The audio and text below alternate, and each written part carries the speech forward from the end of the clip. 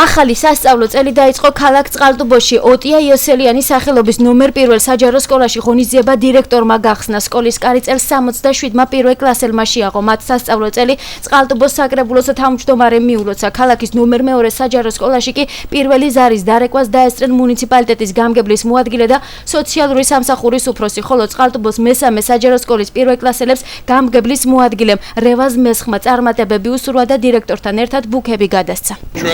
ჩვენი მუნიციპალიტეტის მოსწავლეებს პირველ რიგში უსურვებ სიყვარულის დარებას გულით თავისი სკოლის, თავისი ქალაქის, თავისი ქვეყნის შემდეგ ნიჭიერებას, გაფურჩქნას მასწავლებლების და სხვადასხვა კლასის დამრიგებლების მიერ. ამას სჭირდება აუცილებლად დიდი შრომა, ამას სჭირდება დიდი ძალისხმევა, ენერგია და ენთუზიაზმი. საქართველოს როგორც არასოდეს სჭირდება განათლება. ჩვენი ბავშვები უნდა იყვნენ მოწინავეთა და ავანგარდა რიგებში დღევანდელ მსოფლიოში.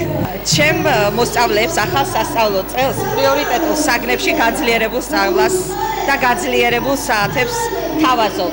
ინგლისური ენა დავამატეთ მე-9-10 კლასში, რუსული ენა მე-5-6 კლასში, საფრთხებისმეტყველო საგნები, ქიმია, ბიოლოგია, გეოგრაფია, ფიზიკა მე-11 კლასში და სამოქალაქო ცნობიერების კუთხით ჩვენი სკოლის მისიიდან გამომდინარე მოქალაქეობრივი თვითშეგნების ამაღლების მიზნით სამოქალაქო კლუბის აქტიურობას კიდევ უფრო გავაღრმავებთ.